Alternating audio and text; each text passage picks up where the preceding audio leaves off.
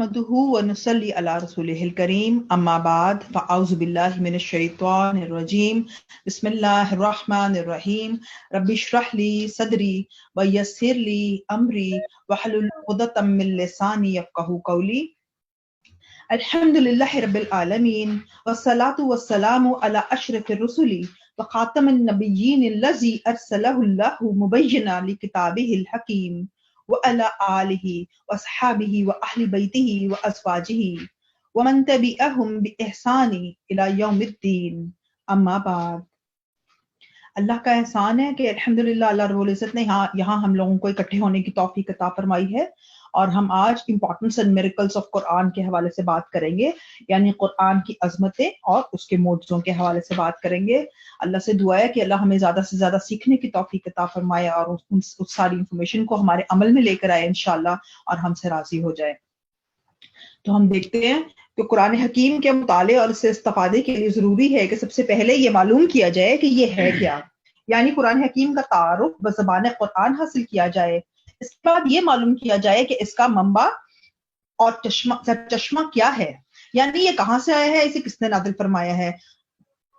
और फिर ये मालूम किया जाए कि ये क्यों आया है, यानी इसका मकसद नुज़ूल और इसकी आमद की गर्ज़ व गायत क्या है।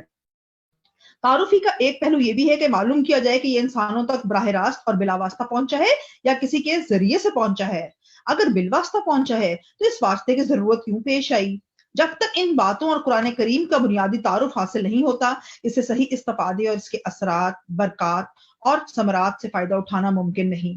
कुरान करीम की मुद्दत जोहरी खुसूसियात ही इसका तारुफ है।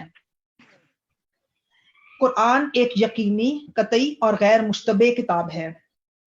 कुरान की सबसे अहम और असासी खसूसियत और इम्तियाज इसका यकीनी और गैर मुश्तबे होना है, यानी इरशाद बारी ताला है ज़ालिकल किताबु ला रैब फी,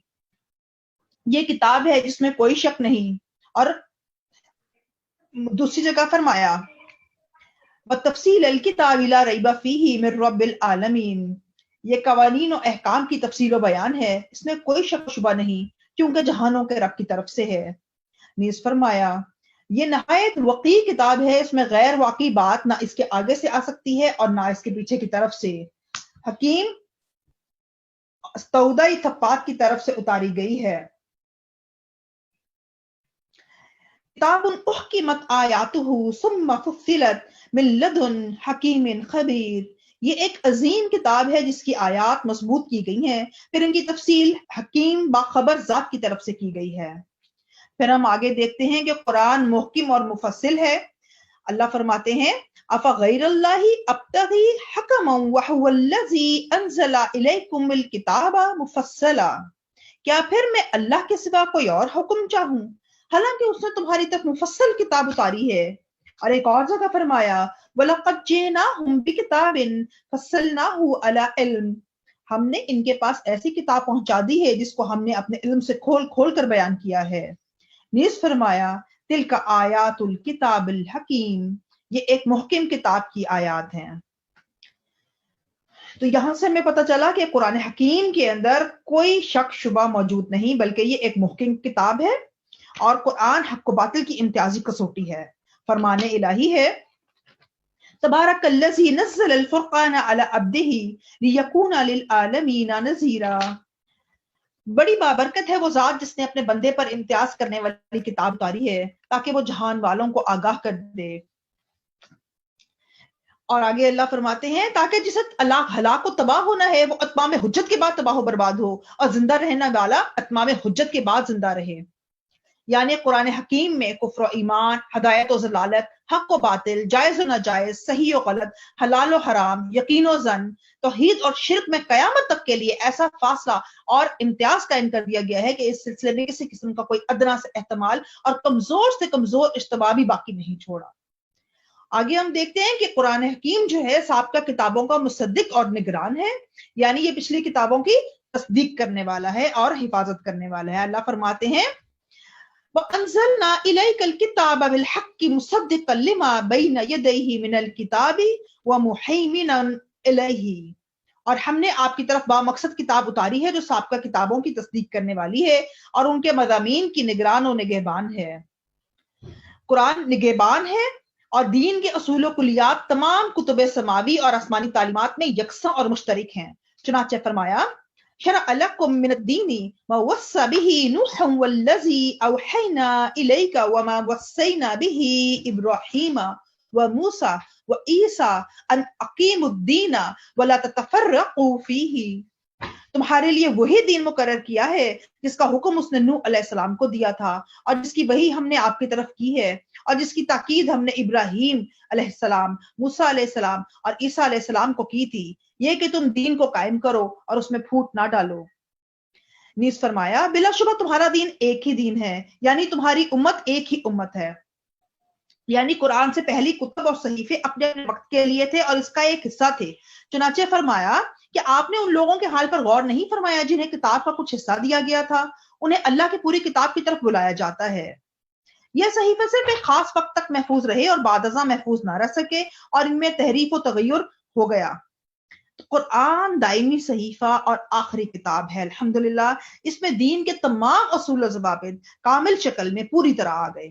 اسی لیے اللہ رب العزت نے فرمایا سورہ آل عمران کے اندر آیت نمبر 23 میں اليوم اکملت لکم دینکم واتممت علیکم نعمتی ورضیت لکم الاسلام دینا۔ آج کے دن میں نے تمہارے لیے تمہارا دستور زندگی مکمل کر دیا ہے اور اپنی نعمت یعنی شریعت تم پر پوری کر دی اور تمہارے لیے اسلام کو بطور ضابطہ حیات پسند کر لیا۔ اللہ رب العزت نے اس کی حفاظت کی ذمہ داری بھی خود لی اور ارشاد فرمایا انا نحن نزلنا الذکر وانا لہ لحافظون۔ بے شک یہ ذکر قرآن ہم ہی نے اتارا ہے اور ہم ہی اس کے محافظ ہیں۔ سورہ حجر میں کی آیت ہے۔ اور قرآن مجید میں وہ آئینہ ہے کہ جس میں مختلف عقائد، افکار و خیالات، متفرق اخلاق اور اعمال اور سیرت و کردار کے لوگ اپنا چہرہ دیکھ سکتے ہیں اور اس کسوٹی اور میزان پر اپنی جانچ پڑتال کر سکتے ہیں۔ اس میں کہیں اشارتاً، کہیں صراحتاً، کہیں سابقہ اقوام و افراد کے حالات کے پیرائی میں اور کہیں براہ راست قرآن کے مخاطب افراد کا تذکرہ موجود ہے۔ فرمانے باری تعالیٰ ہے لَقَدْ أَنزَلْنَا إِلَيْكُمْ كِتَابًا فِيهِ ذِكْرُكُمْ افلا تعقلون۔ بلا شبہ ہم نے تمہاری طرف ایک کتاب نازل کی ہے جس میں تمہارا ہی تذکرہ ہے، تو کیا تم عقل نہیں رکھتے؟ سورہ انبیاء کی آیت ہے۔ تو امام ابو عبداللہ بن محمد بن نصر مروزی نے اپنی کتاب قیام اللیل میں عظیم تابعی اور حلم و بردباری میں ضرب المثل سردار احنف بن قیس کا ایک عبرت انگیز اور سبق آموز واقعہ بیان کیا ہے، جس سے اس آیت کے سمجھنے میں مدد ملتی ہے اور سلف کے زاویہ نگاہ اور تدبر قرآن کے اسلوب میں روشنی پڑتی ہے۔ حضرت احنف بن قیس ایک جگہ تشریف فرما تھے کہ انہیں یہ آیت سنائی دی لَقَدْ أَنزَلْنَا إِلَيْكُمْ كِتَابًا فِيهِ ذِكْرُكُمْ أَفَلَا تَعْقِلُونَ۔ بلا شبہ ہم نے تمہاری طرف ایک کتاب نازل کی ہے، اس میں تمہارا ہی تذکرہ ہے، تو کیا پھر بھی تم نہیں سمجھتے؟ یہ آیت سن کر وہ چونک پڑے اور فرمایا ذرا قرآن مجید لاؤ، میں اس میں اپنا تذکرہ تلاش کروں اور دیکھوں کہ میں کس درجے میں ہوں، کن لوگوں کے ساتھ ہوں اور مجھے کن سے مماثلت یا مشابہت ہے۔ قرآن مجید میں کچھ لوگوں کا تذکرہ ان الفاظ میں آیا ہے یبیتون لربہم سجدا وقیاما، وہ لوگ جو اپنے رب کے حضور سجدے اور قیام کر کے رات گزارتے ہیں۔ سورہ فرقان کی آیت ہے۔ پھر انہوں نے قرآن میں ان لوگوں کا تذکرہ پڑھا جو راتوں کو اپنے بستروں سے الگ ہو کر اپنے رب کو خوف اور امید سے پکارتے ہیں، اور وہ لوگ بھی سامنے آئے جو راتوں کو تھوڑا سا سوتے ہیں اور سحری تک اپنے اللہ سے استغفار کرتے ہیں۔ اسی طرح اللہ کی راہ میں خرچ کرنے والوں، اپنے آپ پر دوسروں کو ترجیح دینے والوں اور کبیرہ گناہوں، فواحش و منکرات سے بچنے والوں کو تذکرہ پڑھ کر کہنے لگے میرا تو ان لوگوں میں شمار نہیں ہے۔ پھر برکردانی کی تو قرآن میں کلمے کا انکار اور تکبر کرنے والوں، اللہ وحدہ لا شریک کے ذکر سے ناخوش اور بتوں کی یاد سے خوش ہونے والوں، بے نمازوں، کھانا نہ کھلانے والوں اور قیامت کا انکار کرنے والوں کا ذکر پڑھ کر فرمانے لگے اے اللہ ان لوگوں سے تیری پناہ، میں ان لوگوں سے بری ہوں۔ اب وہ اپنے تذکرے کی تلاش میں قرآن پڑھتے پڑھتے ان آیات پر رک گئے۔ اور کچھ لوگ دیگر ہیں جنہوں نے اپنے گناہوں کا اعتراف کیا اور ملے جلے عمل کیے، کچھ اچھے اور کچھ برے۔ امید ہے اللہ ان پر رحمت کے ساتھ توجہ فرمائے گا۔ بلا شبہ اللہ بخشنے والا نہایت مہربان ہے۔ اس موقع پر ان کی زبان سے بے ساختہ نکلا ہاں ہاں بے شک یہی میرا تذکرہ ہے۔ اس کی تفصیل کے لیے دیکھیے مختصر قیام اللیل کے صفحہ نمبر 64 سے لے کر 66 تک۔ تو اللہ تعالیٰ سے دعا ہے کہ اللہ رب العزت ہم لوگوں کو اس طریقے سے قرآن حکیم پر غوث کرنے کی توفیق عطا فرمائے اور قرآن حکیم کو اس طریقے سے بہترین انداز میں سیکھنے کی توفیق عطا فرمائے کہ ہمارے عمل میں آئے انشاءاللہ۔ آگے ہم دیکھتے ہیں کہ قرآن حکیم ایک معجز یعنی عاجز کر دینے والی کتاب ہے۔ اللہ فرماتے ہیں اے نبی فرما دیجئے اگر سارے انسان اور سارے جن مل کر بھی چاہیں کہ اس جیسا قرآن لے آئیں تب بھی اس طرح کا نہیں لا سکیں گے، چاہے وہ ایک دوسرے کی مدد کریں۔ پھر اس میں تخفیف کرتے ہوئے فرمایا کیا وہ کہتے ہیں کہ اس نے قرآن گھڑ لیا ہے؟ فرما دیجئے اگر تم سچے ہو تو 10 صورتیں اس جیسی گھڑی ہوئی لے آؤ اور اللہ کے سوا جن جن کو بلا سکتے ہو بلا لو، پھر اگر یہ تمہاری بات نہ مانے تو یقین کر لو کہ یہ قرآن صرف اللہ کا علم لے کر اترا ہے۔ مزید تخفیف کرتے ہوئے فرمایا کیا یہ لوگ کہتے ہیں کہ اس نے اسے یوں ہی جھوٹ موٹ بنا لیا؟ فرما دیجئے اگر تم سچے ہو تو اس جیسی ایک صورت ہی لے آؤ اور اللہ کے سوا جن کو بلا سکتے ہو بلا لو۔ آپ صلی اللہ علیہ وسلم نے فرمایا ہر نبی کو ایسا معجزہ دیا گیا جس کی بنا پر لوگ ایمان لا سکتے تھے، اور وہ معجزہ مجھے دیا گیا ہے، اور وہ ایک ایسی وحی ہے جو اللہ نے میری طرف کی ہے۔ تو رسول اللہ صلی اللہ علیہ وسلم سے پہلے جس قدر انبیاء اور رسول گزرے ہیں ان سب کو اللہ تعالیٰ نے ایسے ایسے معجزات سے نوازا تھا جو ان کی نبوت اور رسالت کی دلیل بن سکتے تھے۔ چنانچہ ان کی نبوت اور رسالت ایک محدود وقت اور ایک مخصوص قوم کے لیے ہوتی تھی، اس لیے ان کے معجزات ان کے ہاتھوں ظاہر ہوتے اور ختم ہو جاتے، لیکن حضرت محمد صلی اللہ علیہ وسلم کی نبوت اور رسالت چونکہ عالمگیر اور دائمی ہے، یعنی جب تک کہ دنیا قائم ہے آپ کی رسالت برقرار رہے گی، اس لیے آپ کو ایسا معجزہ دیا گیا جو قیامت تک باقی رہنے والا ہے۔ قرآن کے حقائق و معرف دیکھیں گے۔ قرآن کا دوسرا عظیم اعزازی پیمانہ علم و معارف اور حقائق و دقائق ہیں۔ انسان کا علم جس قدر ترقی کرتا جائے گا اور اس کی آنکھوں سے جتنے پردے اٹھتے جائیں گے، قرآنی علوم و معارف اسی قدر نکھر کر سامنے آتے جائیں گے۔ مشہور فرانسیسی محقق مورس بوکائے کی کتاب The Bible, The Quran and Science کے عنوان سے چھپی ہے، اس کا عربی ترجمہ بھی آ چکا ہے اور اردو ترجمہ بائبل، قرآن اور سائنس کے نام سے شائع ہوا ہے۔ تو وہ لکھتے ہیں کہ ان سائنسی خیالات نے جو قرآن کے ساتھ زیادہ مواصلت رکھتے ہیں یعنی زیادہ میچ کرتے ہیں مجھے ہکا بکا کر دیا۔ میں نے سوچا بھی نہیں تھا کہ یہ ایک ایسی تحریر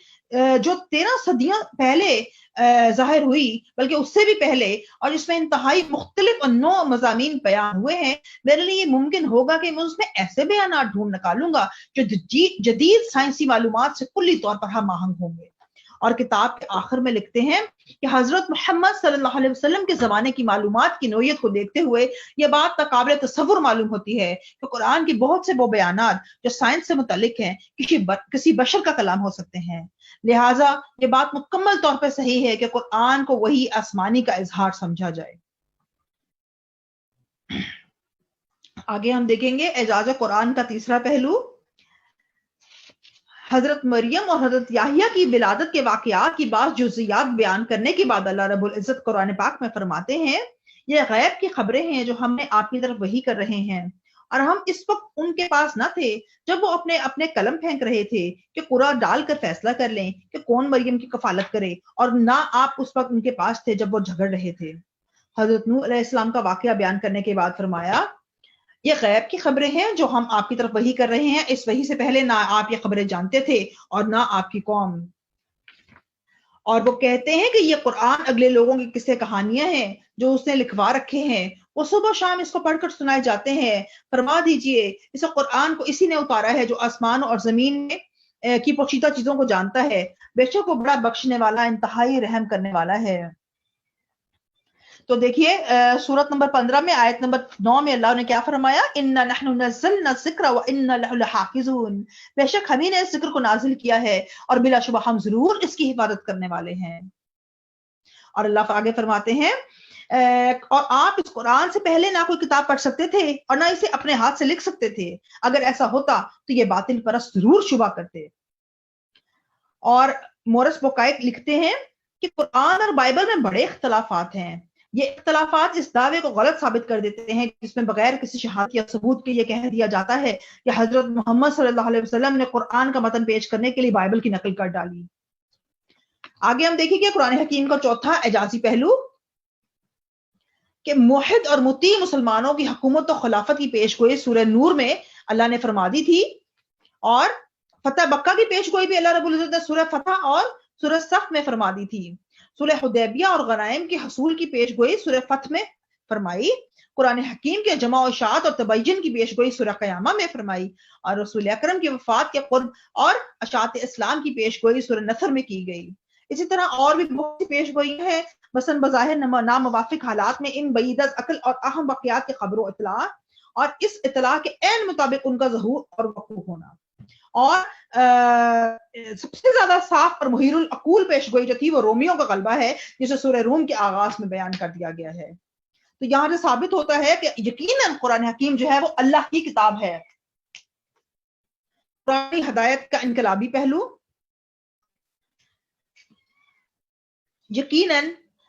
آپ صلی اللہ علیہ وسلم کا اخلاق قرآن ہی ہے، کیونکہ رسول اللہ صلی اللہ علیہ وسلم نے قرآن مجید اور اس کی عملی تفسیر یعنی اپنی سیرت مقدسہ اور کردار و اخلاق کے ذریعے سے جو ذہنی، فکری، اعتقادی، روحانی، اخلاقی، نفسیاتی، معاشرتی، اجتماعی اور سیاسی انقلاب برپا فرمایا، پوری انسانی تاریخ میں اس کی نظیر نہ پہلے ملتی ہے نہ آپ کے بعد، کیونکہ یہ قرآن ایک میریکل ہے، اللہ کا معجزہ ہے۔ اس انقلاب کے زیر اثر جو افراد اور جماعتیں وجود میں آئیں، ان میں سے ہر جلیل القبر صحابی، خصوصاً عشرہ مبشرہ حضرت ابو ہریرہ، حضرت عبداللہ بن عباس، حضرت عبداللہ بن مسعود، عبداللہ بن عمر، عبداللہ بن زبیر رضی اللہ تعالی عنہم وغیرہ میں سے ہر ایک انفرادی طور پر بجائے خود علوم دین کا مستقل سے چشمہ ہے۔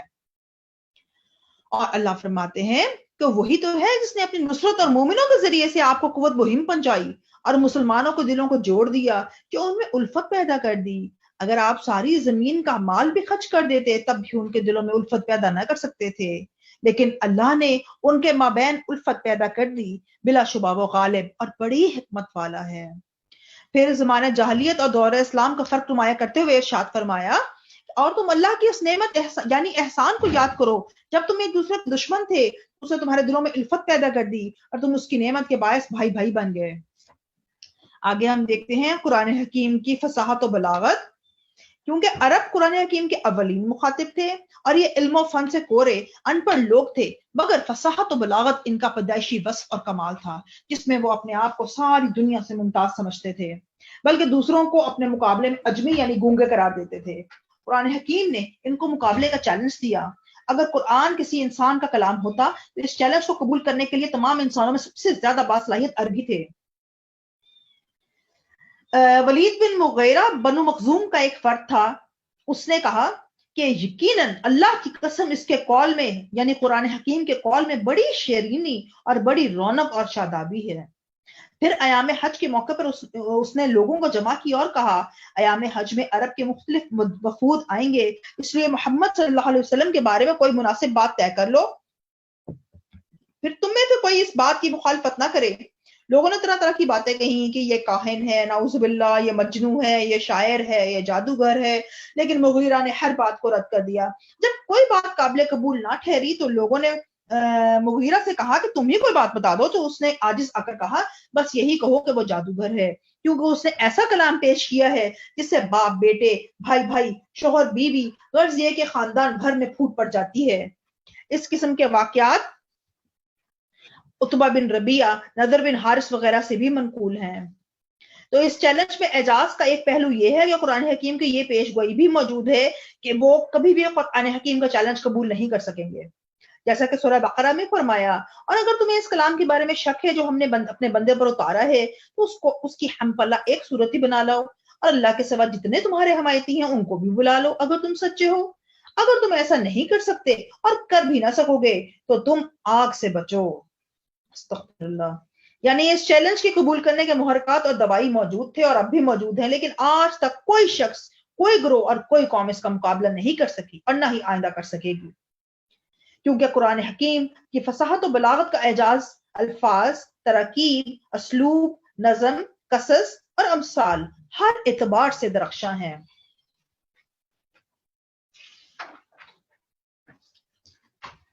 قرآن کا چشمہ، اللہ فرماتے ہیں، اللہ یعلم من خلق وہو اللطیف الخبیر، بھلا جس نے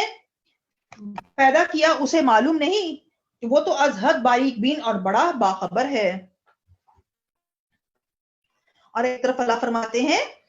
آیت نمبر 42 ہے سورہ نمبر 8 کی، کہ جب تم قریبی کنارے پر تھے اور وہ دور کے کنارے پر تھے اور قافلہ تم سے نیچے کی طرف تھا، اور اگر تم آپس میں وعدہ کرتے تو ضرور تم وقت مقرر میں آگے پیچھے ہو جاتے، اور لیکن تاکہ اللہ تعالیٰ اس کام کو پورا کر دے جو کیا جانے والا تھا، تاکہ جو ہلاک ہو واضح دلیل کے ساتھ ہلاک ہو، اور جو زندہ رہے واضح دلیل کے ساتھ زندہ رہے، اور بے شک اللہ تعالیٰ یقیناً سب کچھ سننے والا، سب کچھ جاننے والا ہے۔ یعنی جو لوگ یقین نہیں لے کر آتے کہ قرآن حکیم جو ہے وہ اللہ ماخذ الہی، علم الہی کا چشمہ ہے اور اس کے نزول کا واسطہ دریا وہی ہے، تو وہ ہمیشہ ہلاک ہو جائیں گے۔ تو یہاں ہم دیکھتے ہیں اللہ فرماتے ہیں کہ اللہ کا علم ہر چیز کا، اور اس نے ہر چیز کا اپنے علم سے احاطہ کر رکھا ہے، اور فرمایا میرا رب نہ بھٹکتا ہے اور نہ بھولتا ہے، وہ غیب اور حاضر کا جاننے والا ہے، آسمانوں اور زمین میں ذرا برابر کوئی چیز بھی اسے چھپی نہیں رہ سکتی، اور اللہ ہی خوب جانتا ہے کہ اپنی رسالت کس کو سونپے۔ تو اس لیے انسانوں تک قرآن پہنچانے کا واسطہ جو ہے اللہ رب العزت نے اپنے رسول اور نبی کو بنایا۔ تو انسانوں تک قرآن حکیم بلا واسطہ نہیں پہنچا، اس لیے کہ ہر انسان اس کے تحمل اور قبولیت کی صلاحیت اور استعداد سے بہرہ مند نہیں ہو سکتا۔ تو اس لیے رسول کریم صلی اللہ علیہ وسلم تک قرآن حکیم پہنچنے کا ذریعہ اور واسطہ وحی الہی ہے، فرمان باری تعالیٰ ہے، وہ تو بس وہی ہے جو بھیجی جاتی ہے، اسے ایک بڑی قوتوں والی شخصیت یعنی جبرائیل علیہ السلام نے سکھایا ہے۔ یہ سورہ نجم کی آیت ہے۔ اور آگے فرمایا وہ بڑی قوت والا اور صاحب عرش کے بڑا درجہ رکھنے والا ہے، وہاں اس کا کہاں مانا جاتا ہے اور وہ قابل اعتماد ہے۔ سورہ تکویر کی آیت ہے۔ اور اس کی قرات اور بیان کی ذمہ داری خود اللہ رب العزت نے لی ہے۔ اللہ فرماتے ہیں اس وحی کو لینے کے لیے اپنی زبان کو حرکت نہ دیں تاکہ آپ اسے جلد سے جلد لے سکیں، بلکہ اسے آپ کے سینے میں جمع کرنا اور آپ کو پڑھانا ہمارے ذمہ ہے۔ یہ سورہ قیامہ کی آیت ہے، سورہ قیامہ کی آیت ہے۔ تو ہم دیکھیں گے نزول قرآن کے مقاصد کیا ہیں۔ جب اللہ تعالیٰ نے اس کائنات کو آباد کرنے کا ارادہ فرمایا اور اس میں حضرت آدم علیہ السلام اور حوا علیہ السلام کو بھیجا تو فرمایا تم دونوں اکٹھے آدم و ابلیس یہاں سے اتر جاؤ، تم ایک دوسرے کے دشمن ہو، بس اگر تمہارے پاس میری طرف سے ہدایت پہنچے،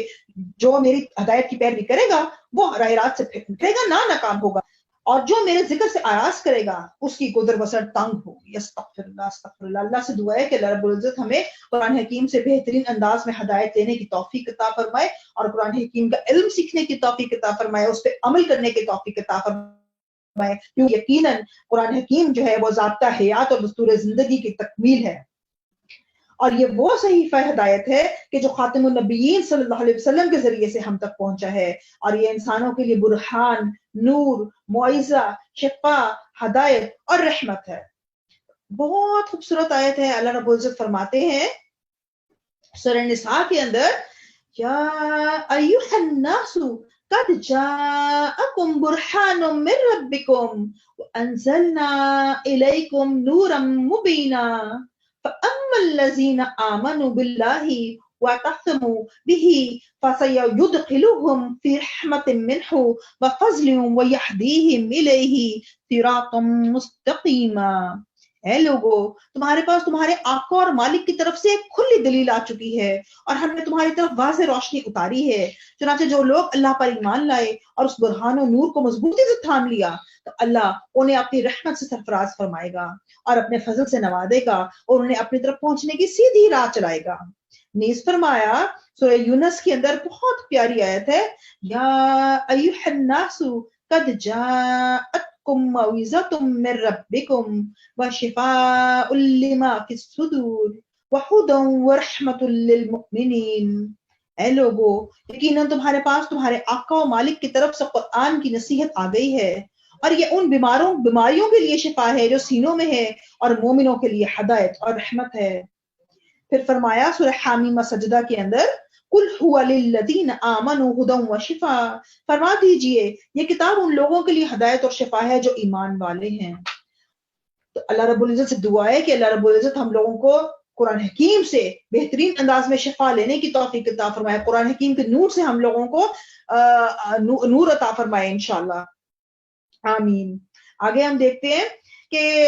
قرآن حکیم کی تفہیم کیوں کر ہم سیکھ سکتے ہیں؟ قرآن حکیم تمام انسانوں کے لیے قیامت تک آخری صحیفہ ہدایت ہے، جو ایسے دستور زندگی اور لائے عمل پیش کرتا ہے جسے اپنانے اور نظام حیات بنانے میں انسانوں کی دنیوی اور اخروی کامیابی کا راز مثمر ہے۔ اس کے بغیر دنیا امن و سکون کا گہوارہ نہیں بن سکتی، نہ وہ حقیقی اور ابدی زندگی جو موت کے بعد حاصل ہوگی خوش وقتی سے ہمکنار ہو سکتی ہے۔ اسی لیے فرمایا یہ ایک عظیم بابرکت کتاب ہے جسے ہم نے آپ کی طرف اتارا ہے تاکہ لوگ اس کی آیات پر سوچ وچار کریں اور عقل مند لوگ اس سے نصیحت حاصل کریں۔ یعنی اصل مقصد یہ ہے کہ قرآن حکیم سے نصیحت حاصل کی جائے، اس پر عمل کیا جائے، کیونکہ سب سے زیادہ قرآن حکیم میں جو حکم دیا گیا ہے وہ بار بار غور و فکر تدبر کرنے کا حکم دیا گیا، بار بار دعوت دی گئی ہے۔ اس لیے فرمایا افلا یتدبرون القرآن ام علی قلوب اقفالها۔ سورہ محمد کی آیت میں اللہ فرماتے ہیں کیا یہ لوگ قرآن میں تدبر نہیں کرتے یا ان کے دلوں پر قفل پڑ گئے ہیں؟ مزید فرمایا ان انزلناہ قرآنا عربیا لعلکم تعقلون، بے شک ہم نے اس قرآن کو عربی میں اتارا ہے تاکہ تم اسے سمجھو۔ یعنی کتنا ضروری ہے ہمارے لیے کہ قرآن حکیم کی عربی زبان سیکھیں اور قرآن حکیم کا ترجمہ اور تفسیر کو ڈیٹیل میں سیکھیں تاکہ ہم اس کے اوپر عمل کر سکیں۔ دیکھیں جس طرح کوئی مائکرو ویو اگر آپ بازار سے خریدیں تو اس کا مینول ساتھ آتا ہے، کوئی واشنگ مشین خریدے، کوئی بھی الیکٹرانکس اکوپمنٹ خریدے تو اس کا مینول ساتھ آتا ہے۔ آپ کبھی بھی اس کے بغیر مینول کے بغیر آپ اس کو آن نہیں کرتے کہ کہیں ایسا نہ ہو کہ کوئی اس میں پرابلم ہو جائے، اس کا فیوز نہ اٹھ جائے یا کوئی بھی ایسی مسئلہ ہو جائے۔ تو اس لیے اللہ رب العزت نے قرآن حکیم جو ہے وہ ہمارے لیے ہماری زندگیوں کے لیے مینول بنا کے بھیجا ہے کہ ہم اس کے مطابق اگر اپنی زندگی کو ڈھالیں گے، اس کے مطابق اس پہ عمل کریں گے، تبھی ہماری زندگیاں دنیا اور آخرت میں بھلائیاں حاصل کر سکتی ہیں اور کامیاب ہو سکتی ہیں انشاءاللہ، اور تبھی ہمیں اللہ کی رضا مل سکتی ہے۔ تو اور یہ بات بھی دیکھیے کہ قرآن کو سیکھنا کتنا ضروری ہے، قرآن و حکیم پر غور و فکر کتنا ضروری ہے۔ ہم صرف ناظرہ قرآن پڑھ کر کامیاب نہیں ہو سکتے، ٹھیک ہے ہمیں برکتیں تو ملیں گی، لیکن اگر ہم دیکھیے اگر ہم اپنی مدر سے محبت کرتے ہیں، اب ہماری مدر کو اگر جاب مل گئی ہے چائنا میں، اور چائنیز لینگویج میں ہم لوگوں کو لیٹر لکھ کر دیتی ہیں، تو کیا ہم لوگوں کو کتنی محبت ہمیں اپنی ماں سے ہو، لیکن کہا ہم کبھی بھی اپنی ماں کا لیٹر پڑھ سکیں گے، اپنی والدہ کی انسٹرکشنز نہیں پڑھ سکیں گے، ان کی محبت بڑا لیٹر نہیں پڑھ سکیں گے، تو ہمیں سمجھ ہی کچھ نہیں آئے گا، تو ہمیں کتنا دکھ ہوگا۔ تو اللہ رب العزت جو 70 ماؤں سے بڑھ کر محبت کرنے والے ہیں، اللہ رب العزت نے یہ جنتیوں کی زبان ہے عربی جس کے اندر یہ قرآن حکیم کو ہمارے پاس بھیجا ہے، اور تو ہم پر فرض کیا ہے کہ ہم عربی زبان کو سیکھیں تاکہ قرآن حکیم کو صحیح معنوں میں سیکھ کر اس پر عمل کریں انشاءاللہ، اور اپنی اگلی نسلوں کو سکھائیں، یہ بھی ہم پر فرض ہے۔ اپنے آس پاس اس کے قرآن حکیم کی دعوت دیں، دعوت اللہ جو ہے وہ ہم پر فرض ہے، کیونکہ اللہ نے فرمایا کہ تمہیں میں نے امت وسط بنا کر بھیجا ہے، تم وہ امت ہو کہ جو تمام لوگوں کو جو ہے وہ اللہ کے دین کی طرف بلاتے ہیں۔ اسی لیے ہم نے الفتح کے پلیٹ فارم سے کال ٹورڈز اللہ کا ایک پلیٹ فارم بنایا ہے کہ جس پہ ہم ڈفرنٹ ایونٹس اس طرح کے رکھتے رہتے ہیں کہ تاکہ لوگوں کو قرآن حکیم سیکھنے کی طرف دعوت دی جائے، حدیث رسول سیکھنے کی طرف دعوت دی جائے۔ تو اس لیے ہم لوگ اس میں ایک اور بھی اس میں ایونٹ کر رہے ہیں کہ جو تجوید بھی ہم سیکھنے کی طرف خاص طور پر توجہ دیں گے انشاءاللہ رمضان المبارک سے پہلے۔ اس میں میلز اور فیمیلز دونوں کی طرف ہم لوگوں نے لیے کورسز رکھے ہیں، 1 منتھ کا کورس ہوگا اور منیمل سی اس کی فیس ہے، تو لیڈیز جو ہیں وہ فیمیلز سے سیکھ سکتی ہیں انشاءاللہ، اور میلز جو ہیں وہ ٹی پی آئی میتھڈ کے تحت، بڑا اسپیشل میتھڈ ہے اور اس کے تحت وہ لوگ میل سے سیکھ سکتے ہیں انشاءاللہ۔ حافظ عبد الرحمان صاحب جو ہیں وہ اس کو سکھائیں گے، تو آپ لوگ اپنے بچوں کو، اپنے آس پاس لوگوں کو ضرور انوائٹ کیجئے کہ بہترین انداز میں وہ لوگ تجوید سیکھ سکیں انشاءاللہ۔ اور ساتھ میں ہم نے انشاءاللہ الفتح کے پلیٹ فارم سے دورہ قرآن پلان کیا ہے، آپ لوگ ہمارے ساتھ آئیے، دورہ قرآن کیجئے، اس میں تھوڑی بہت تلاوت ہوگی، ساتھ ترجمہ ہوگا، ساتھ تفسیر ہوگی، سیرت کی روشنی میں انشاءاللہ ہم لوگ قرآن حکیم کو سیکھیں گے تاکہ ہم لوگ اس کو بہترین انداز میں سیکھ سکیں، کیونکہ ہم سب لوگ جو ہے امت محمدیہ ہیں، اللہ کے رسول صلی اللہ علیہ وسلم سے محبت کا دعویٰ کرتے ہیں، تو پھر ہم لوگوں پر فرض ہے کہ ہم سیکھیں کہ آپ کی سیرت کیا تھی تاکہ ہم اس سے سبق لیں اور اس کے مطابق ہم اپنی زندگی کو ڈھالیں انشاءاللہ۔ تو ہم آگے دیکھتے ہیں کہ اللہ نے قرآن حکیم میں کیا فرمایا ہے۔ اللہ فرماتے ہیں کہ یہ وہ کتاب ہے جو ہر شک و صبح سے بالا اور ہر نقص سے پاک ہے، قرآن عظیم ہے، اور فرمایا اور اسی طرح ہم نے آپ کی طرف اپنے حکم سے ایک روح یعنی قرآن کی وحی کی ہے، آپ نہیں جانتے تھے کہ کتاب کیا ہے اور ایمان کیا ہے، لیکن ہم نے اسے نور بنایا، ہم اپنے بندوں میں تھے جسے چاہیں اس کے ذریعے سے ہدایت دیتے ہیں۔ تو پس قرآن عظیم وہ روح ہے جو زندگی کی لہر پیدا کرتی ہے اور دلوں کو بیدار اور متحرک کرتی ہے۔ تو قرآن حکیم ایک انتہائی عظیم کتاب ہے کہ اللہ نے کیا فرمایا اس کے بارے میں کہ کیا ایسا شخص جو مردہ تھا پھر ہم نے اسے زندہ کیا، اس کے لیے ایک نور بنا دیا کہ اس کی روشنی میں وہ لوگوں کے درمیان بھی اکھٹ کے چلتا پھرتا ہے، بھلا اس آدمی جیسا ہو سکتا ہے جس کا حال یہ ہے کہ وہ اندھیروں میں گھرا ہوا ہے اور ان سے باہر نکلنے والا نہیں۔ اور عظمت قرآن کا موضوع اختیار کرنے کے اسباب یہ ہے کہ اللہ کی کتاب کی خدمت اور اس کی خیر خواہی، تاکہ اس کی عظمت و جلالت کی وجوہ پوری طرح آشکار ہو جائیں اور اس کے خزانے ظاہر ہوں اور اس کے احکام واضح ہو جائیں۔ اس خدمت کے ذریعے سے شاید کہ ہم ان لوگوں کے لیے کچھ پیش رفت کا باعث بن جائیں کہ جو قرآن سے متعلقہ علوم کے کسی نہ کسی شعبے میں کام کر رہے ہیں۔ تو اللہ سے دعا ہے کہ اللہ ہم لوگوں کو قرآن حکیم میں بہترین انداز میں اس کی عظمت کو سیکھنے کی توفیق عطا فرمائے انشاءاللہ۔ اور اللہ رب العزت کا کلام ہے تو اللہ اس کے قرآن کے اصطلاحی معنی میں ہم دیکھیں گے وہ یہ ہے کہ اللہ تعالیٰ کے پیغمبر محمد صلی اللہ علیہ وسلم پر نازل کردہ اللہ کا کلام جو الفاظ کے اعتبار سے معجز یعنی اپنی نظیر پیش کرنے سے عاجز کر دینے والا ہے۔ اس کی تلاوت کے ذریعے سے عبادت کی جاتی ہے اور وہ مصاحف میں تحریر شدہ اور تواتر کے ساتھ منقول ہے۔ یہ مباحث فی علوم القرآن کی روایت ہے۔ اور اللہ فرماتے ہیں کہہ دیجئے اگر میرے رب کی باتوں کو لکھنے کے لیے سمندر سیاہی بن جائے تو میرے رب کی باتیں ختم ہونے سے پہلے سمندر ختم ہو جائے گا، اگرچہ ہم اس کی مانند اور سمندر مدد کو لے آئیں۔ اور قرآن لے کر نازل ہونے والے فرشتے کی فضیلت بھی ہم لوگوں نے دیکھی ہے کہ کہہ دیجئے اس قرآن کو روح القدس یعنی جبرائیل نے تیرے رب کی طرف سے حق کے ساتھ نازل کیا تاکہ اللہ ایمان والوں کو ثابت قدم رکھے اور مسلمانوں کے لیے ہدایت اور بشارت ہو۔ اور یہ قرآن تمام جہان والوں کے رب نے نازل فرمایا ہے اور تمام جہانوں کے لیے نازل کیا ہے، یہ کسی ایک امت کے لیے نازل نہیں کیا گیا۔ اور آگے ہم دیکھتے ہیں کہ ان انزلناہ فی لیلۃ القدر، سورہ قدر میں اللہ فرماتے ہیں بلا شبہ ہم نے قرآن کو قدر کی رات میں اتارا ہے، یعنی قرآن کی عظمت کے لیے یہی کافی ہے کہ وہ صرف اللہ وحدہ لا شریک کی طرف سے نازل ہوا اور کسی اور کی طرف سے نہیں۔ اور رمضان، کیونکہ یہ رمضان المبارک میں اترا ہے تو رمضان المبارک قرآن کا مہینہ ہے، روزوں کا مہینہ ہے، تو اس میں خاص طور پر ہم سب لوگوں نے ٹائم نکالنا ہے کہ ہم قرآن حکیم کو بہترین انداز میں سیکھ سکیں انشاءاللہ۔ آگے ہم لوگ دیکھیں کہ قرآن کی سابقہ کتابوں پر عمل کرنے سے ممانعت ہے کہ قرآن کریم کے مقابلے میں ان کتابوں کو کوئی اعتبار نہیں جو پہلے اتر چکی ہیں، اس لیے کہ ان سب میں کوئی نہ کوئی تغیر و تبدل ہو چکا ہے۔ اور انسائکلوپیڈیا برٹانیکا میں ریسرچ کے مطابق 2.5 لاکھ غلطیاں اب تک ڈسکور ہو چکی ہیں جو بائبل کے اندر ہوئی ہیں، جبکہ قرآن حکیم کیونکہ اللہ کا معجزہ ہے تو اس کی حفاظت کا ذمہ چونکہ اللہ نے لیا ہے، تو اس لیے اس کے اندر کوئی ایک نقطہ بھی جو ہے وہ چینج نہیں ہو سکتا۔ اور عظمت قرآن کو جو ہے وہ جو بالکل جو پہلے کے مستشرقین تھے، ایتھیسٹ یا جو پہلے بھی نان مسلمز جتنے بھی لوگ تھے وہ سب لوگ بھی اس کو مانتے ہیں۔ تو دیکھتے ہیں کہ فرینچ ایک شخص تھا ایلیکس، وہ کہتے ہیں کہ حضرت محمد صلی اللہ علیہ وسلم نے دنیا کے لیے ایک ایسی کتاب چھوڑی ہے جو بلاغت کا حیرت انگیز نمونہ ہے، اخلاقیات کی دستاویز اور نہایت مقدس کتاب ہے۔ جدید علمی انکشافات میں سے کوئی مسئلہ اور انکشاف ایسا نہیں جو اسلامی بنیادوں اور عقائد کے متضاد ہو۔ اس اعتبار سے قرآن کی تعلیمات اور طبی اور سائنسی قوانین کے درمیان مکمل یکسانیت اور ہم آہنگی موجود ہے۔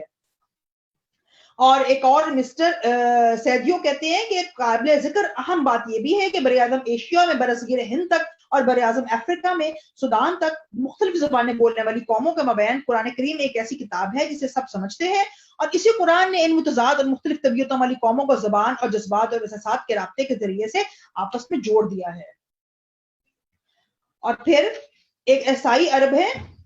نصری صلب، وہ کہتے ہیں کہ نبی اکرم کا ذکر جمیل کرتے ہوئے کہتے ہیں کہ آپ پڑھ سکتے تھے نہ لکھ سکتے تھے، ناگہاں یہ ناخواندہ شخصیت انسانیت کو ایک اثر آفری مکتوب کی طرف دعوت دینے لگی، جس کے ساتھ ہی ابتدا سے گھٹنوں کے بل چلنے والی انسانیت بلوغت کو پہنچ گئی۔ یہ مکتوب وہ قرآن کریم ہے جسے اللہ تعالیٰ نے اہل تقویٰ کے لیے اپنے رسول پر نازل فرمایا۔ اور ہم دیکھتے ہیں کہ ایک اور مستشرق ہیں جارج سیل، وہ کہتے ہیں کہ بے شک قرآن کا اسلوب بہت خوبصورت، دل نشیں اور نہایت رواں دواں ہے۔ قرآن کا انداز بیان شیریں،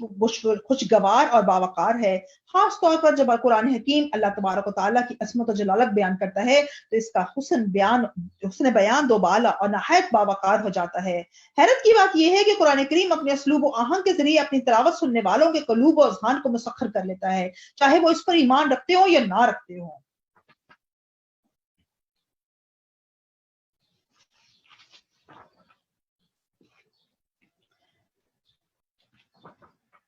آگے ہم دیکھتے ہیں اسماء قرآن کی عظمت. الفرقان، اگر اللہ نے قرآن حکیم میں کو 4 آیات میں الفرقان کا نام دیا ہے تو اللہ کا فرمان ہے وہ ذات بڑی بابرکت ہے. تبارک الذی نزل الفرقان علی عبدہ لیکون للعالمین نذیرا، جس نے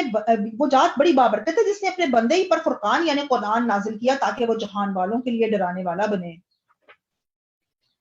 اور آپ نے فرمایا اس جیسی کوئی چیز نہیں ہے لوگوں، تمہارے پاس رب کی طرف سے تمہارے پاس ایک دلیل آ گئی ہے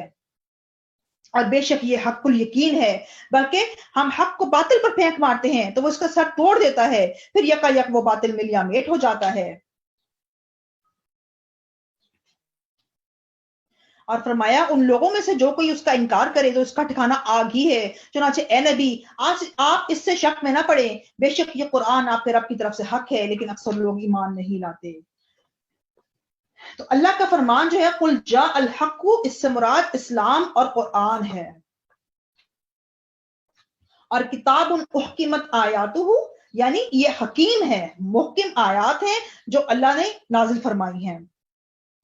اور ان کے ساتھ اس نے برحق کتاب نازل کی تاکہ وہ لوگوں کے درمیان ان باتوں کا فیصلہ کرے جن میں انہوں نے اختلاف کیا. اسی لیے ہم اس کو قرآن حکیم کہتے ہیں. تو قرآن جو ہے وہ اصلاح عقائد کے لیے نازل ہوا، اصلاح عبادات کے لیے نازل ہوا، اصلاح اخلاق کے لیے، اصلاح معاشرے کے لیے، اور ملکی نظام حکومت اور سیاست کی اصلاح کے لیے نازل ہوا. قرآن کریم نے لوگوں میں عدل و انصاف اور مساوات قائم کرنے اور احکامات و معاملات میں محبت، دلجوئی، ہمدردی، شفقت، رحمت، حق و انصاف اور افائے عہد جیسے فضائل و محاسن سے کام لینے پر زور دیا. اور اس کے ساتھ ساتھ ظلم، فریب کاری، عہد چکنی، جھوٹ، خیانت، ملاوٹ، رشوت اور سود کے ذریعے سے لوگوں کا مال ناحق کھانے کے ہولناک انجام سے ڈرایا. اور نیز دین کی اور خرافات کی تجارت جیسے گھٹیا اور مذموم کاموں سے اجتناب کا حکم دیا. اسی طرح قرآن کریم نے سیاست کی بھی اصلاح کی، مالی اصلاح بھی کی، اصلاح خواتین بھی کی، یعنی انہیں تمام انسانوں کے لیے جو ہے وہ ان کو بتایا گیا کہ تمہارے کیا کیا حقوق ہیں، چاہے وہ کوئی غلام ہو، چاہے وہ جانور ہوں، چاہے وہ خواتین ہوں، بچے ہوں، استاد ہوں، ماں باپ ہوں، ہر ایک کے حقوق اللہ نے صاف اس میں واضح کر دیے ہیں.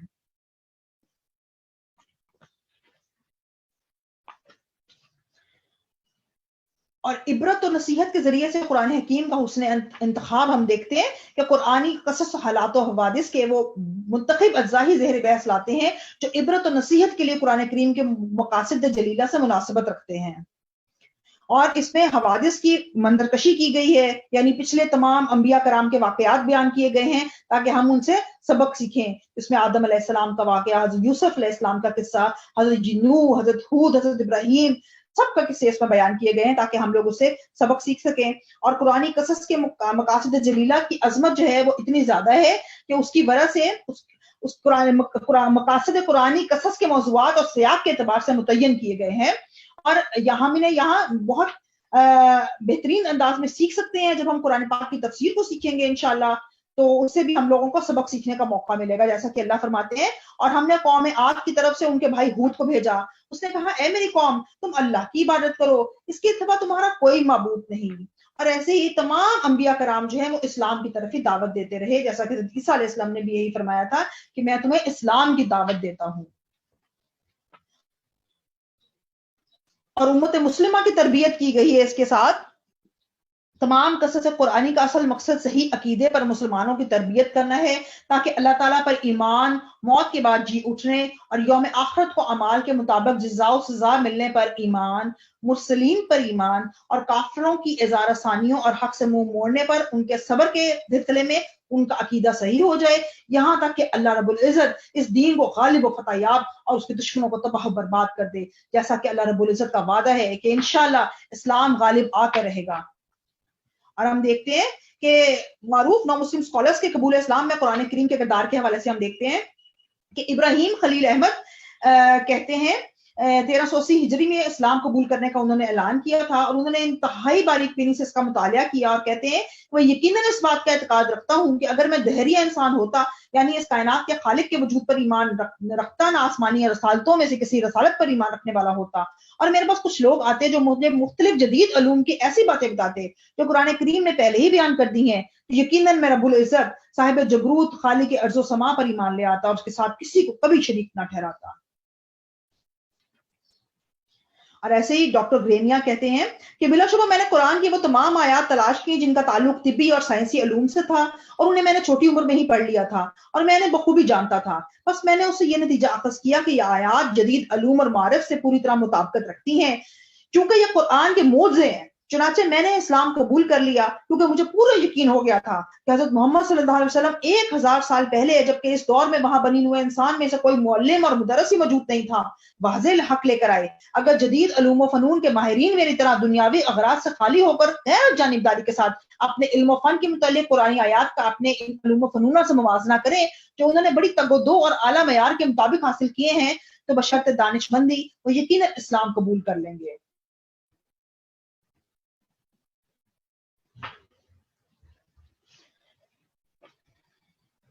और बरतानवी गुलकार कैट स्टीवंस कहते हैं कि कबूल इस्लाम से पहले अपनी जिंदगी के इस अरसे में मेरी यही थी कि गोया मैंने हर कारनामा सर अंजाम दे दिया है और मेरी शोहरत और कामयाबी पाए सबूत तक पहुंच चुकी है और मैंने दौलत और औरत समेत हर चीज हासिल कर ली, लेकिन सच पूछो तो मैं एक बंदर की तरह था। अस्तगफिरुल्लाह। मैं एक दरख्त से दूसरे दरख्त को कूदता फिरता था। मैंने कभी कनात नहीं की, लेकिन कुरान करीम की किरात मेरी फितरत में मौजूद हर उस चीज के लिए तस्दीक और तौसीक साबित हुई जिसे मैंने हक समझता था, और कुरान करीम सुनकर यूं महसूस हुआ गोया वो मेरी हकीकी शख्सियत की तश्कील और उसकी हकीकी रहनुमाई करने वाली किताब है। और बरतानवी खातून होनी कहती हैं वो फलसफे की दीवानी थी, तो वो कहती हैं कि चाहे मैं कितनी ही कोशिश कर लूं, हकीकत यह है कि मैं कुरान अजीम की इस तासीर को बयान करने के इस्तात नहीं रखती जो कुरान अजीम ने मेरे दिल में समो दी है। मैं अभी कुरान अजीम की तीसरी सूरत भी नहीं खत्म कर पाई थी कि मैंने अपने आप को खालिक कायनात के सामने सजदा रेश देखा। कबूल इस्लाम के बाद ये मेरी पहली नमाज थी। और ब्राउन और गहरे समंदर का राज हम देखेंगे। ब्राउन ने कुरान करीम का मुतालिया शुरू किया और हत्ता कि वो कुरान हकीम में अल्लाह के इस इरशाद तक पहुंच गए कि औ कज़ुलुमातिन फी बहरिन लुज्जिन यग़शाहु मौजुम मिन फ़ौक़िही मौज, या काफिरों के अमाल गहरे समंदर में अंधेरों की तरह हैं जिसे एक मौज ढांकती हो, इसके ऊपर एक और मौज हो, इसके ऊपर बादल हो, बस ऊपर तले अंधेरे ही अंधेरे छाए हुए हों। अगर वो अपना हाथ निकाले तो लगता है कि वो उसे भी ना देख सके, और जिसके लिए अल्लाह ने नूर नहीं बनाया तो उसके लिए कहीं भी कोई नूर नहीं। इस आयत करीमा में गहरे समंदर की तरफ इशारा है जिसे हाल ही में समुद्री माहिरीन ने इस वक्त दरियाफ्त किया जब वो समंदर की उन नहायत अमीक गहराइयों तक गौताजन होने के काबिल हो गए और जहां समुद्री अंधेरे दर्जा कमाल को पहुंचते हैं। यानी ये तो अभी रिसेंट ये रिसर्च है कि वो बिल्कुल अंदर जहां गहरा 3 लेयर्स के बाद जब गहरा डार्कनेस आ जाती है तो वहां तक जब वो पहुंचे और जहां ऊपर तले अंधेरे ही अंधेरे और जबरदस्त ठंडक है, तो इस आयत पर पहुंचकर ब्राउन ने एक हिंदुस्तानी मुसलमान आलिम से पूछा, क्या तुम्हारे नबी हजरत मोहम्मद ने कभी समंदर का सफर किया था? उस आलिम ने जवाब दिया कि नहीं। तो ब्राउन ने दोबारा पूछा, तो फिर उन्हें समुद्री उलूम किसने सिखाए? उस मुसलमान आलिम ने जवाब दिया कि आपको इस सवाल की जरूरत क्यों महसूस हुई? ब्राउन ने कहा कि मैंने इस्लाम की किताब कुरान की आयत पढ़ी है कि समंदर की गहराई के मुतालिक उसमें जो कुछ बयान किया गया है उसे सिर्फ वही शख्स जान सकता है जिसे समंदर का वसी इल्म दिया गया हो। फिर ब्राउन ने इस आलिम को ये आयत पढ़कर सुनाई और कहा कि जब मोहम्मद सल्लल्लाहु अलैहि वसल्लम ने कभी समंदर का सफर ही ना किया तो ना समुद्री अलूम के माहिरीन और सादत से कोई मालूमात हासिल की और ना उन्होंने किसी यूनिवर्सिटी या तहकीकी अदारे में कोई तहकीक की, बल्कि वो नौखानदा यानी उम्मी थे, तो फिर उन्हें ये नफा बख्श इल्म किसने सिखाया? इसका एक ही जवाब है कि यह खालिक कायनात की तरफ से बिल्कुल सच्ची वही है और मैं गवाही देता हूँ अशहदु अल्ला इलाहा इल्लल्लाहु व अन्ना मुहम्मद रसूलुल्लाह। और एक सुभान अल्लाह अल्हम्दुलिल्लाह। और एक जर्मन साइंसदान और हाथों की उंगलियों के निशानात के हवाले से हम देखते हैं कि अल्लाह ने फरमाया क्या इंसान समझता है कि हम इसकी हड्डियां जमा नहीं कर पाएंगे? क्यों नहीं, बल्कि हम तो इसकी पोर पोर ठीक करने पर कादिर हैं। तो ये आयत करीमा पोरों के निशानात की तरफ इशारा करती है। जब उन्होंने इस पर गौर किया तो वो कहते हैं कि मैं मुसलमान हो गया और उसने साइंसदानों की एक महफिल में अपने इस्लाम का बरमला ऐलान किया और उसने कहा कि मेरे इस्लाम का सबब ये आयत करीमा है, क्यों नहीं, बल्कि हम तो उसकी पोर पोर ठीक करने पर कादिर हैं। سورہ قیامہ کی آیت ہے نمبر 4، بلا قادرین علی ان نسوی بنانہ. تو اس ساری گفتگو کا حاصل یہ ہے کہ کسی شخص کو یہ قدرت حاصل نہیں کہ وہ قرآن کریم کی عظمت اور اس کے دلوں میں اتر جانے والی تاثیر کے تمام گوشوں کا ادراک کر سکے. یہ تو اسلام میں بعض نوارد افراد کے دلوں میں سلگنے والے جذبات اور احساسات ہیں جو انہوں نے اپنے اپنے اسلوب میں ظاہر کرنے کی کوشش کی ہے، لیکن حقیقت واقعہ یہ ہے کہ قرآن کریم کے عجائب، اس کے میریکلز اور اس کے سیکرٹس بے شمار ہیں، اور اس کی عظمت اور اس کی امپورٹنس کا احساس جو ہے ہم کر ہی نہیں سکتے، اتنا امپورٹنٹ ہے اللہ رب العزت کا کلام. تو اللہ تعالیٰ سے دعا ہے کہ اللہ رب العزت ہمیں بہترین انداز میں قرآن حکیم سمجھنے، اس کی تلاوت کرنے اور اسے سیکھنے کی توفیق عطا فرمائے. ہمارے اندھیروں میں ڈوبے ہوئے دلوں کو قرآن حکیم کے نور سے منور فرمائے، اور اس کے بدلے میں اللہ رب العزت ہم سے راضی ہو جائے. الحمدللہ اللہ نے ہمیں توفیق عطا فرمائی کہ اللہ رب العزت نے ہم لوگوں کو اس کے بارے امپورٹنس کے بارے میں اور اس کے میریکلز کے بارے میں سیکھنے کی توفیق دی. تو ہم دیکھتے ہیں کہ یہ اتنی بڑی ذمہ داری ہے جو ہم لوگوں نے لازمی پوری کرنی ہے، جو ہم لوگوں نے انسان نے اٹھا لی ہے. کیونکہ اللہ نے کیا فرمایا تھا کہ اے نبی، اگر ہم اس قرآن کو کسی پہاڑ پر بھی نازل کرتے تو آپ دیکھتے کہ وہ اللہ کے خوف سے دب جاتا اور پھٹ کر پاش پاش ہو جاتا.